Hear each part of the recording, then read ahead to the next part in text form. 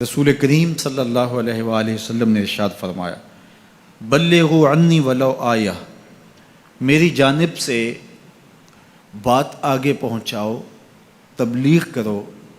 میری طرف سے دیا گیا پیغام، میری طرف سے تمہارے تک پہنچایا گیا کوئی قول، اس کو آگے روایت کرو، اگرچہ وہ ایک آیت ہی کیوں نہ ہو۔ وحدثوا عن بنی اسرائیل ولا حرج، اور بنی اسرائیل سے جو روایات اور جو حکایات مروی ہیں ان کو آگے روایت کر دو، اس میں کوئی حرج نہیں ہے۔ اسرائیلیات کو بھی روایت کر سکتے ہو جس میں لوگوں کا بھلا ہے، لوگوں کا فائدہ ہے، اصلاح پر مشتمل پچھلے انبیاء علیہم السلام کے واقعات ہیں اور لوگوں کے لیے ہدایت کا بہت کچھ سامان ہے اسرائیلیات میں سے، ان کو بھی روایت کرو، اور میری جانب سے بھی اگر تمہیں کوئی ایک آیت بھی پہنچے تو اس کو بھی آگے پہنچاؤ۔ لیکن ساتھ یہ بات ارشاد فرمائی، جس نے میرے اوپر کوئی جھوٹ باندھا جان بوجھ کے، وہ جانتا ہے کہ یہ جھوٹ ہے اور اس نے میری طرف سے اس کو روایت کر دیا، تو آقا کریم نے فرمایا کہ وہ اپنا ٹھکانہ جہنم میں بنا لے۔ تو حضور علیہ الصلاۃ والسلام کی حدیث کو روایت کرتے ہوئے پوری احتیاط کے دامن کو تھامنے کی ضرورت ہے، کہ آج کل یہ سوشل میڈیا کا زمانہ ہے کہ جو بھی رتب و یاب سے آیا اس کو آگے روایت کر دیا، آگے اس کو شیئر کر دیا، اور بہت ساری ایسی چیزیں ہیں جن کا حضور علیہ السلام کی مبارک حدیث سے کوئی تعلق نہیں ہوتا۔ تو ایک تو آپ اس حوالے سے بہت زیادہ محتاط رہیں، اور جو ذمہ دار لوگ ہیں ان کی طرف سے آئی ہوئی چیز کوئی آگے آپ فارورڈ کر سکتے ہیں تاکہ آپ اس حدیث کی وعید کا شکار نہ ہوں۔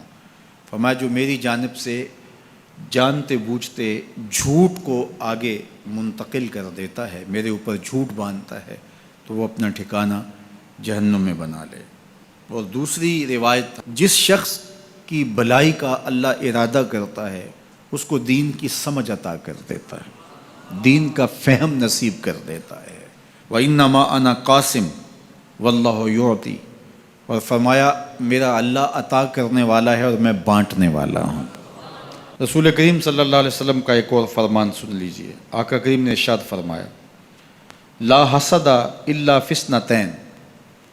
حسد نہیں ہے، یہاں حسد بمعنی رشک ہے، مگر دو لوگوں کے معاملے میں رشک کرنا جائز ہے۔ وہ شخص جس کو اللہ نے مال دیا، اس مال کو وہ راہ حق میں خرچ کرتا ہے، تو ایسے مالدار پر رشک کرنا جائز ہے۔ کاش کہ میں بھی صاحب مال ہوتا تو میں اس سے زیادہ خوبصورت مسجد تعمیر کرواتا، میں صاحب مال ہوتا تو میں اس طرح کے 10 مرکز تعمیر کروا دیتا۔ تو رشک کیا جا سکتا ہے، تو یہاں حسد بمعنی رشک ہے۔ تو فرمایا کہ حسد جائز نہیں ہے، لیکن دو اشخاص پر، ایک وہ جس کو اللہ نے مال دیا اور اس کو وہ مخلوق خدا کی بہتری کے لیے خرچ کرتا ہے، وَرَجُلٌ آتَاهُ اللَّهُ حِکْمَةً، اور وہ شخص جس کو اللہ تعالیٰ نے حکمت دی،